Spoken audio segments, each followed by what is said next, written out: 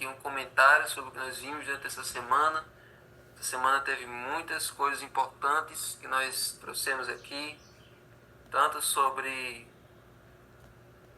a questão da conquista de Canaã, como mais especificamente sobre por que morriam tantas pessoas, por que houve aquela matança dos inocentes não, dos idólatras e todos que estavam ali naquelas cidades, incluía algumas pessoas que estavam ali no meio. Então nós estudamos tudo isso com muitos detalhes durante essa semana e nós vimos que a temática principal foi essa questão do conflito cósmico e Deus como juiz. Todas essas duas ideias foram cruciais para a gente entender as guerras contra os cananeus. Deus, ele é o juiz. Deus é o juiz de todo o universo. É ele que decide o caso de cada pessoa. E entendendo isso, nós podemos ter uma luz de como acontece o conflito cósmico, né? E como é que funcionava aquelas guerras de Canaã. Então vamos ler aqui esse comentário bíblico adventista. O comentário de Ellen White, que está no comentário bíblico adventista, falando sobre esse tema. Deus é tardio para se irar. Louvado seja Deus. Amém. Nós temos um Deus que não é pavio curto. Na Bíblia, essa expressão aparece várias e várias vezes. Por quê? Porque era uma forma do autor bíblico dar essa ênfase de que o nosso Deus não é um Deus que pensa como um homem, como eram os deuses da época, os ídolos, que nós vimos essa semana ainda, que os ídolos daquela época eles agiam piores que os seres humanos, eram mais imaturos, mais inconsequentes, mais esquentadinhos que os seres humanos. Então nós temos um Deus que ele é tardio para se irar, ele demora para ficar irado, ele não se ira, ele não perde a paciência por qualquer coisa. Nós temos um Deus que é longânimo, que é paciente com cada um de nós. O Senhor deu às nações ímpias um tempo de graça para que pudessem se familiarizar com Ele e com o seu caráter. E para cada pessoa Deus também dá esse tempo, para que você se familiarize com a graça dEle e com o amor dEle. Cada tempo de vida que Deus dá para cada pessoa é suficiente para que ela perceba o quanto Ele é bom e o quanto Ele se importa com ela. Seja cristão, seja ateu, cada pessoa sabe, lá no fundo, da graça de Deus. O cristão reconhece isso. O ateu não vai reconhecer isso em público. Mas toda pessoa que diz que não acredita em Deus, lá no fundo ela sabe que existe.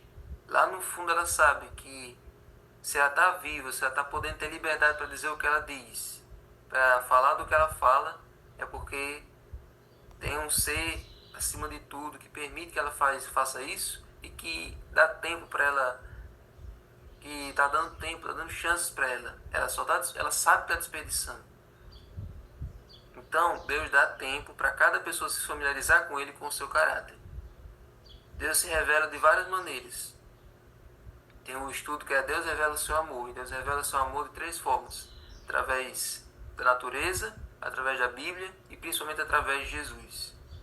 Você pode encontrar as digitais de Deus na natureza, você pode encontrar Deus através da Bíblia, e que mesmo quem não encontra através da Bíblia, mas já ouviu falar de Jesus, ali você encontra o amor de Deus revelado. Então, a condenação dessas nações foi de acordo com a luz dada, pelo fato de haverem recusado receber essa luz e por terem escolhido seguir seus próprios caminhos em vez de os de Deus. Cada pessoa vai ser julgada de acordo com a luz que recebeu. Todos aqueles povos que não chegaram a conhecer a Torá, que não chegaram a conhecer os mandamentos, que não chegaram a receber nenhum estudo bíblico, nunca tiveram uma Bíblia, todas essas pessoas vão ser julgadas de acordo com a mínima luz que elas receberam durante a vida. Os que tiveram contato com o povo de Israel não tem desculpa nenhuma.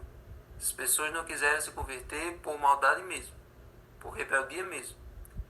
Agora, os estrangeiros que nunca tiveram contato com Deus de Israel, Deus imprimiu a lei deles no coração, a sua lei no coração deles. Deus imprimiu os seus mandamentos, a sua conduta no coração dessas pessoas, dos sinceros que eram de outras nações e que não tiveram contato com o povo de Israel.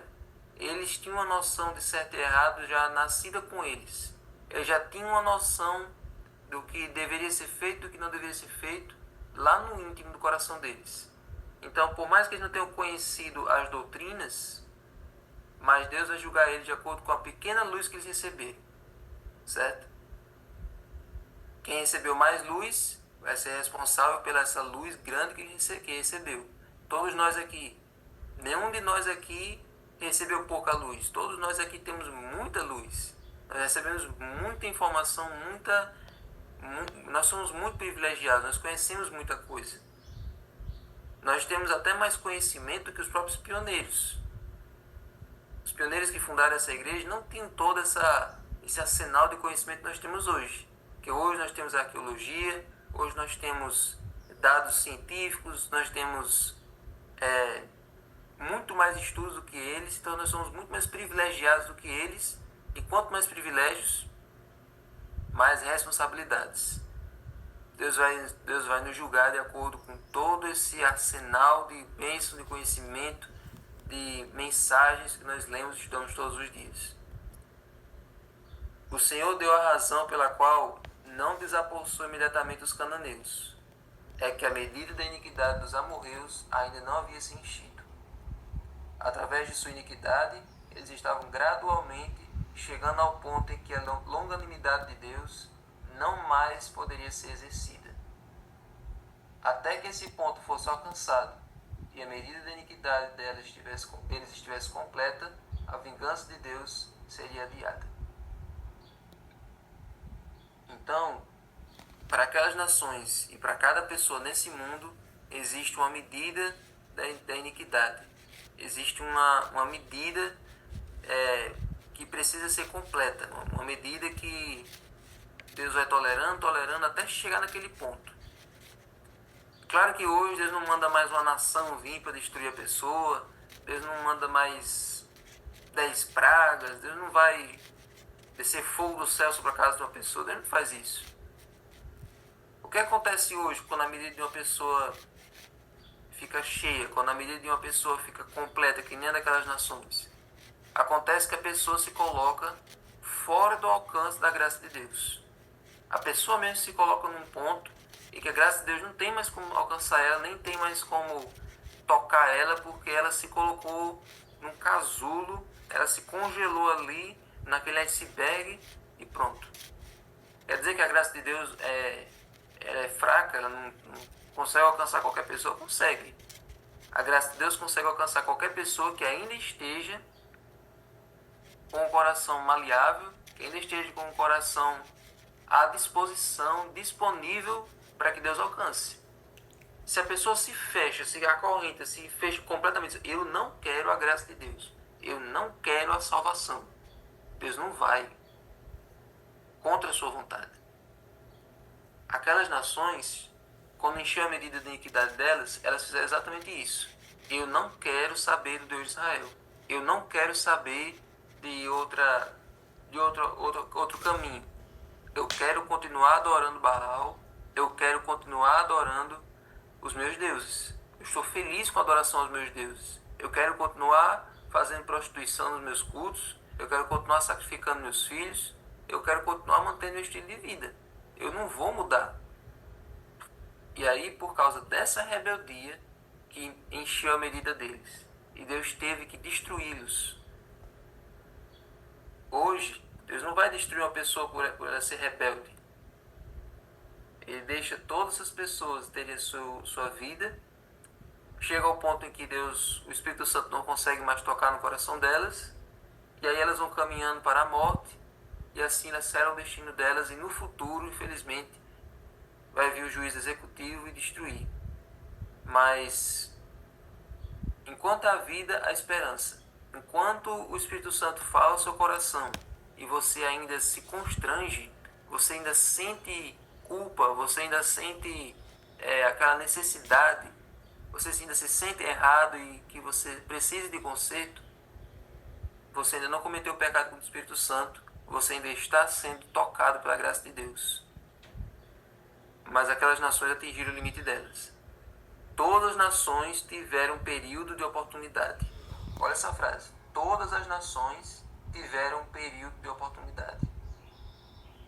Deus deu 400 anos. Ele podia ter dado 40. Ele podia ter dado 4 anos, 4 meses ou 4 dias. Mas ele deu 400 anos. Olha o tanto de tempo que Deus está dando ao mundo depois que Jesus foi para o céu, né? Jesus foi para o céu no ano 33. Nós estamos em 2025. Mais de 2000 anos. Mais de 2020 anos. Então, ninguém vai ter desculpa de chegar diante do juiz de todo o universo e dizer: olha, eu não tive tempo suficiente. Quando eu fui saber já era muito tarde, eu não tive tempo suficiente. Não. Tempo todo mundo tem. E Deus está dando tempo para o mundo inteiro se convencer. A existência de nós, a existência daqueles que pregam a verdade, vai deixar o mundo também sem desculpa. Eles vão dizer: ninguém pregou para mim, ninguém vai... nunca soube disso na vida. Deus sempre Deus colocou o seu povo nesse mundo para que o resto das pessoas não tivessem desculpa de não conhecer a verdade. Certo? E Jesus só vai voltar quando o mundo todo souber que ele vai voltar.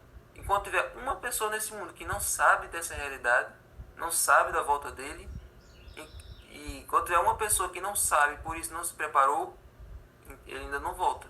Ele só está esperando a gente criar coragem de pregar para cada pessoa desse mundo, avisar que ele vai voltar. Quando todo mundo estiver sabendo, aí ele volta. Certo? Mas vamos terminar aqui. Aquelas que invalidaram a lei de Deus avançariam de um estágio de impiedade para o outro. Os filhos herdariam o espírito rebelde dos pais e fariam pior do que eles haviam feito, até que a ira de Deus caísse sobre eles. A punição não foi menor por ter sido adiada. Então, foi sábio da parte de Deus ter destruído aquelas nações? Foi. Porque se Deus tivesse deixado aquelas nações seguirem o seu curso, ultrapassarem a medida da iniquidade, o mundo teria sido corrompido, teria sido completamente arruinado logo no começo da história. Então, quando Deus às vezes faz uma limpa, quando Deus faz uma formatação no mundo, é porque o mundo está numa situação que realmente precisa ser restaurada. O dilúvio foi um exemplo disso. A destruição dessas nações foi um exemplo disso. A destruição de Sodoma foi um exemplo disso. A maldade chega num nível em que Deus precisa resetar. Deus precisa destruir para então recriar novamente. Então, gente, faça esse exame no seu coração. Será que você tem chegado num ponto em que você já sente que a sua medida está começando a ficar completa? Você sente que a sua rebeldia está levando você para um lugar onde a voz do Espírito Santo já não consegue mais lhe tocar, não consegue mais lhe sensibilizar? Tem alguma coisa que você faz que você já não sente mais nada fazendo aquilo? Tem algum pecado que você comete que você já se sente confortável em continuar cometendo? Porque o pior perigo para um cristão, o pior perigo para uma pessoa é se esconder de trás da sua santidade, de trás da fachada, e continuar cometendo seus pecados de forma confortável. Continuar cometendo seus erros camuflado por esse aspecto de santidade. Esse é o pior quadro, esse é o pior perfil que uma pessoa pode assumir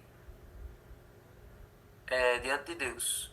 Achar que Deus não está vendo, ou melhor, saber que Ele está vendo, mas não se importar mais com isso. Essa é a pior situação que uma pessoa pode estar. Camuflado diante da sua santidade, cometendo seus pecados à vontade. Gente, não deixe que isso aconteça com você. Não deixe que isso aconteça na sua vida. Seja sensibilizado hoje pela voz do Espírito Santo. Olhe para a cruz. Quando você for cometer um pecado, lembre dos cravos. Quando você for fazer algo que desagrada a Deus, lembre dos açoites. Lembre daqueles pedaços de carne que eram arrancados toda vez que o açoite batia nas costas dele. Lembre-se da coroa de espinhos que perfurou o crânio, raspou, ficou ali raspando no osso do crânio. Lembre da asfixia que ele sentiu na cruz. Lembre da dor dele. Lembre do peso que ele carregou. E você vai sentir nojo pelo pecado. Você não vai sentir vontade nenhuma de continuar fazendo isso que você gosta de fazer e que você sabe que Deus se desagrada. Não deixe o limite, não vá até o limite, não deixe a medida da iniquidade chegar ao ponto máximo. Enquanto você ainda escuta a voz dele e ainda se sente mal, ainda se sente constrangido, corra para ele, fuja para o monte. Lá você vai encontrar Jesus e lá você vai encontrar salvação, lá você vai encontrar transformação. Amém? Senhor Deus, muito obrigado, Senhor, por essa lição dessa semana. Muito obrigado, Senhor, porque a Tua graça ainda nos alcança, a Tua graça ainda fala à nossa mente, ainda fala ao nosso coração, a Tua graça ainda nos sensibiliza. Então nos ajuda, Senhor. A toda vez que o Senhor nos chamar, nós dizemos sim.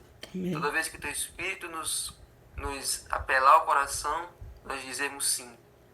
Por favor, Senhor, que a cada apelo que o Senhor fizer, nós possamos responder afirmativamente. Porque o Senhor só vai poder nos usar quando primeiro o Senhor nos transformar. Então nos ajuda a permitir a transformação que o Senhor quer fazer em nossa vida. Abençoa cada um aqui, que essa mensagem da lição possa ter ficado no coração deles. E agora abençoa o estudo do livro e prepara-nos para o sábado. Em nome de Jesus. Amém.